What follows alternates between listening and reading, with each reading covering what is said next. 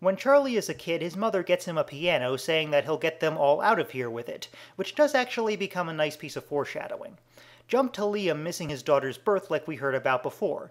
Charlie covers for him, then tries to get him to clean up. And then, oh, I knew this day was coming since I started this thing. Drive Shaft does a diaper commercial. Yes, it's a nice quick illustration of how far they've fallen thanks to Liam's drug problem, but that doesn't make it any easier to look at. At least everyone else watching this is suffering with me. Liam's wife kicks him out after he drops the baby, and we have to get through another song before he asks if Charlie has any drugs. But when his wife threatens to leave, Liam cleans up and agrees to move to Australia with them. And he sells Charlie's piano to get there because they had to make him look like the bad guy somehow. God forbid anyone on this show be responsible for their own bad choices. Charlie has a dream about the piano, which lets us know, surprise, surprise, his father was a jackass. Collect the whole set! It also gives him the idea that Aaron is in danger, but when he wakes up, he sees that Aaron is safe with Claire and Locke. But from the look on his face, he seems to think that Locke is making moves on Claire. Oh, go cry to your tree trunk of shame, you freak. Charlie then all but accuses Claire of sleeping with Locke. Great, their interactions were the one thing about him that worked in Season 1, and now you've taken that away. There's a bit with Hurley asking about Libby before the love square comes back, with Sawyer and Kate noticing Jack and Ana Lucia coming back from the jungle. Could she hurry up and die already?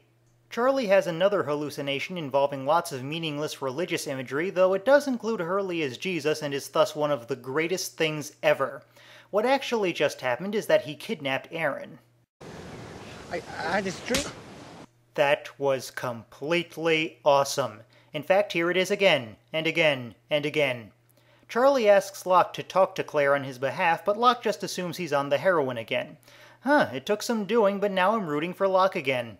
Charlie comes so close to getting some points back by pointing out the other weird stuff that goes on, but then goes back to square one when he lies about all the statues being burned. Is this washer and dryer newer than everything else in here? Good point, which is never explained. Hurley briefly recognizes Libby from somewhere. Oh, I'll get to discussing the absurdity of where this goes, never fear. What are you doing? I'm marking trees. Why? Because these are the ones I like. I'd say something, but that's really par for the course on this show by now. Charlie tells everything to Echo, who says his dreams might be a sign that Aaron needs to be baptized. He tells Claire, but Kate physically forces him away. Great, now you've got me rooting for her over Charlie too. Well done. And then there's the same shot of Locke from the end of Tabula Rasa. So a camera movement that meant nothing at the time and means nothing again now. You're on a roll.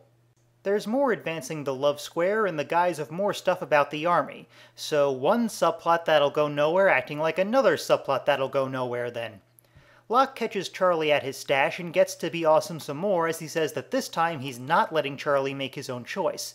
Hell, he even states that this isn't something the island wants, and at the time I hoped this was a sign that he was starting to come to his senses about that. Sadly, that's not the case, but it's still a fun scene. Claire talks to Locke about baptism, but he doesn't have much to say. And then, glorious vindication. Charlie decides the best thing he could do would be to start a fire, then kidnap Aaron when everyone's distracted and forcibly baptize him in the ocean. Actually, given what we've already seen, I can easily see his mind going there. Locke talks him out of it and then pounds his ass raw. Man, that's satisfying. I just wish Saeed had done it so I don't feel uncomfortable rooting for the wannabe Jim Jones. Oh, and we never do find out why he was having those dreams if not for this. The next day, Claire goes to Echo to baptize Aaron and he offers to do it to her too. Meanwhile, Locke puts the drug statues in the Swan's gun room and changes the combination lock.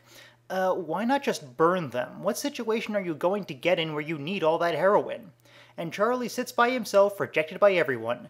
To quote a better writer, too good for him, I say.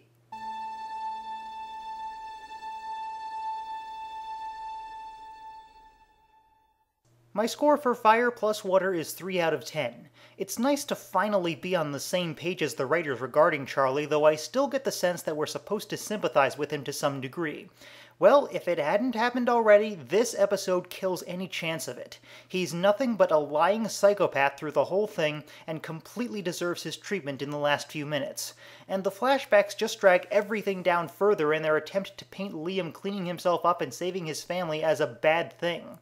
If anything, that's worse than the multitude of attempts to portray Christian Shepherd as a man who can do no right.